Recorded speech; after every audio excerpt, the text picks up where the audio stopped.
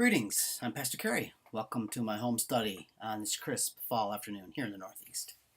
The title of this short video today is simply, Is there a right or wrong way to pray?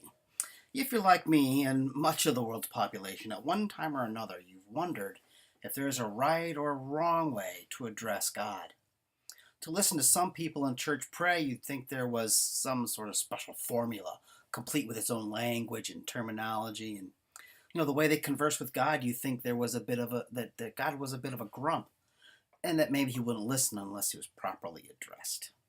The verbose and highfalutin way some pray makes it sound like they're afraid of being disrespectful, of failing to properly genuflect verbally, afraid that they won't be heard, afraid they may even incur God's wrath if they don't get it right.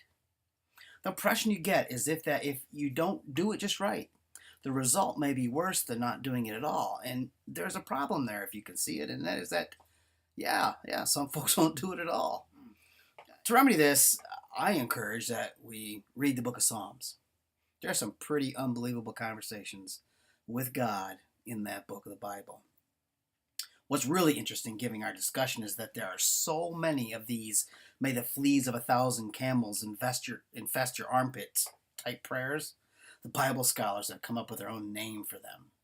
Prayers that call down curses on the enemy are called imprecatory prayers.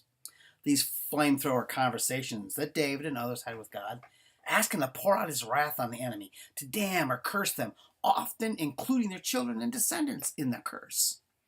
While these extreme expressions can be found in various psalms in various places, there are 14 whole psalms that are considered imprecatory psalms. You need to be warned that these are not G or even PG rated. If you take the time to imagine what those psalms would sound like in contemporary language.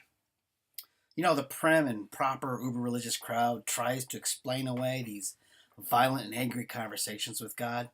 They want to make them seem more acceptable. They try to offer an explanation that'll make them sound less the way they sound and more the way they imagine a proper prayer should sound.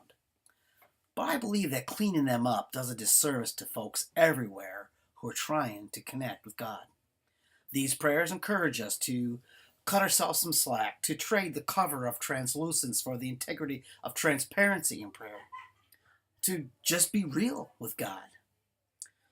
These people were hurt and angry, and they cried out to God in the midst of their pain and frustration, saying just exactly what was on their hearts without censorship or propriety. While that doesn't mean that they still felt that way hours or days later, it was precisely how they felt in the moment, and no explanation can deny that reality. And that is a model for us today. No, I'm not saying that hatred and violence are justifiable.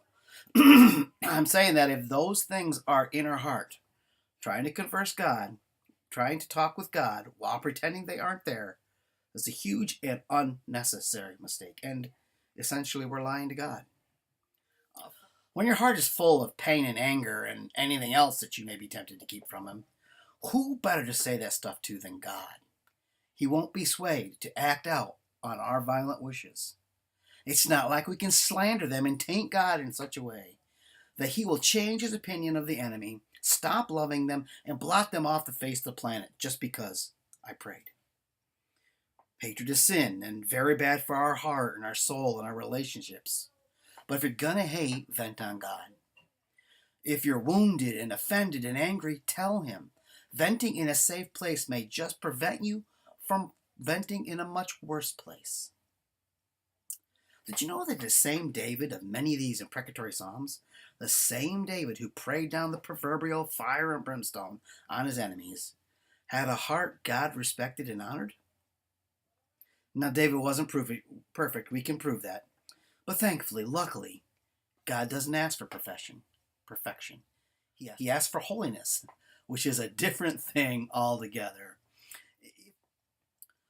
So what can you learn from this that you could actually use? Well, it's just simply this. The only way to pray, the only wrong way to pray, is to try to pray right. The only wrong way to pray that I can think of, really, is if you're trying to impress others when praying in public. The passage on the screen will explain that. Some of those that use these archaic prayer forms are doing that. It's a good reason to avoid such practice. My suggestion is that you just talk to God like you would someone you trust, someone you know will love you no matter what you tell them, someone you feel you can tell anything to without getting judgment and rejection in return. You remember, God knows all things, so forget about the spin and the posturing and the pretension and the deception and the protection, and just pour out your heart to Him.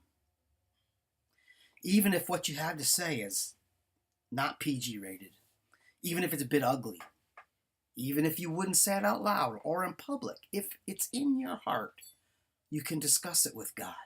He wants you to connect with Him in a very real and personal way. And He knows what you're thinking. He knows what you're feeling and experiencing, and is waiting to hear from you.